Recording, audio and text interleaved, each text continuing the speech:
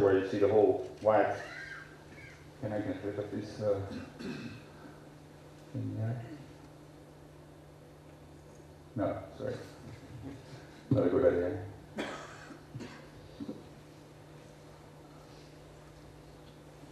Oh. Yeah. Where do I go? Yeah. So here you can see that that they decided to demolish everything, but very quickly a protest started. It was actually started by mothers, the mother group in the 1970s, and they were joined by activist architects and urban designers. So you can see that here a bottom-up process began to renew the area.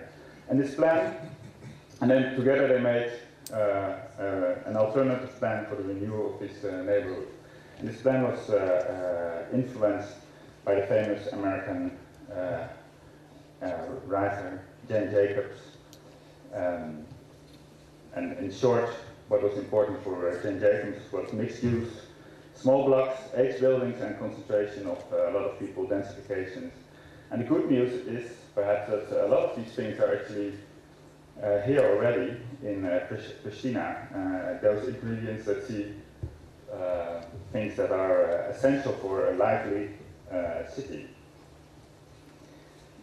Interesting about this example is that the renewal project is a real meeting of public and private interests, of the public groups, of the authorities, and the private interests.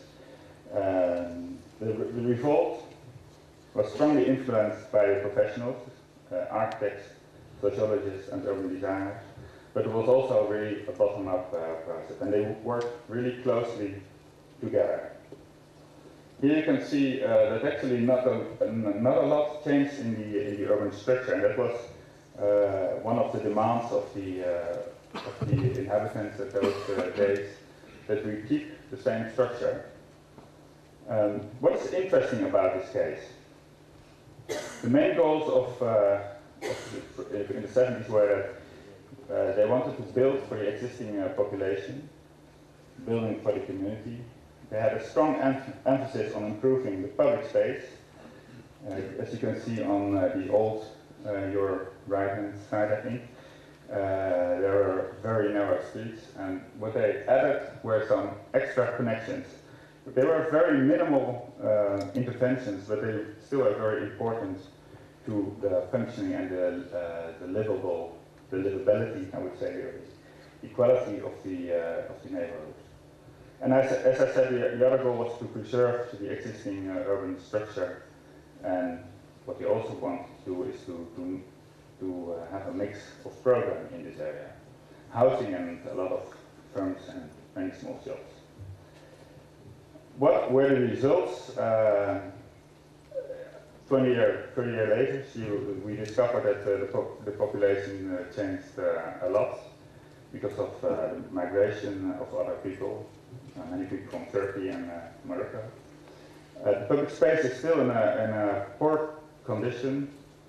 The urban structure is preserved, but most of the buildings are actually replaced, which led to a change of typology of the buildings.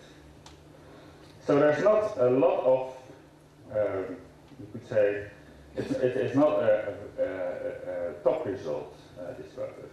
But still, we can learn from this very first practice of participation. It is actually one of those first projects that started off the whole participation culture or tradition in the Netherlands. And now, participation is part of the standard procedure in the Netherlands. And I will talk about how we deal with it now, to also show that we deal with it a little bit differently, but we still have a few of the same concepts.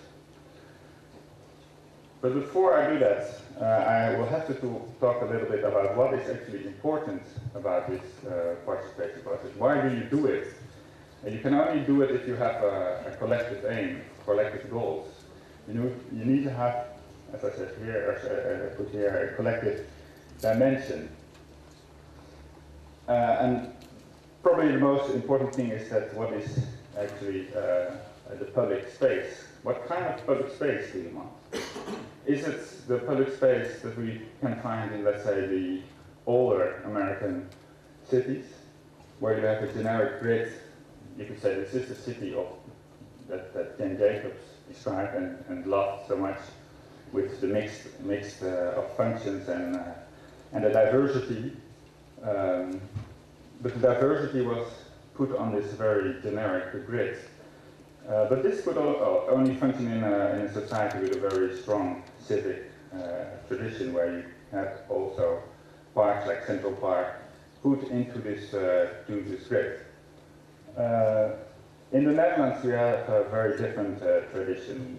Urban design and architecture are very strongly intermingled, and the public space is made with the urban blocks, and it's really sculptured with these urban blocks.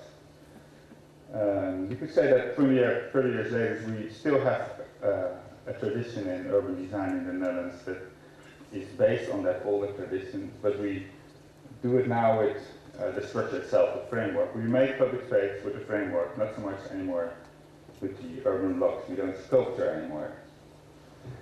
And of course, there is a very important urban typology, you could say, which you'll find everywhere in the world, also in the Netherlands, which is the decentralized cities with the autonomous blocks, where public life almost only takes place into these autonomous blocks. And we have to do something about it, so-called decentralized city. And I think that Prishtina is a good example of that. But also in the Netherlands, we find this autonomous blocks, and you would say this is maybe an industrial zone, but it's not. It's public space. It's at least intended as a public space. This is a football stadium somewhere in the Netherlands, in south of the Netherlands.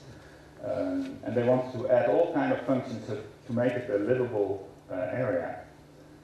But this is actually what it looks like. They even try to make facades to define the public space. But basically, this public space is a parking space. So it's not, it's not only Prishtina that has this kind of typology. And I would like to give one last typology to this, to our example of this urban typologies, which is the informal city. You can see more and more cities where public space is actually made by the people themselves. This example is Berlin, of course, if you recognize the wall, and TV Tour. And it's of course also difficult to choose for one of those public spaces. You cannot really decide yourself. You don't have an autonomous choice. Many things happen by themselves. We cannot steer all the developments as urban developers or urban designers, although we might maybe want to do that. But things also have their own, let's say, autonomous logic. But you could try to steer it a little bit. And I think that you then have to make combinations of these different typologies that I just described. And the list, of course, is much longer than these few types that I just mentioned. Instead of choosing for one utopic model, it's maybe better to choose for a layered kind of urbanity. This example is curiously Paris, within the periphery. But you can see here in the middle a huge mall. It's a place where you, if you want to eat Chinese or Thai, this is the best place to go. It's a very big mall with huge towers. But the interesting thing that it's also combined with this typical Haussmannian typology of the boulevard. And so if you do it in a good way, you can have this mall combined with this boulevard. And I think this is important, at least an important lesson for my city, but also perhaps for Prishtina, that you don't try to change the character of the city, but try to add things that have different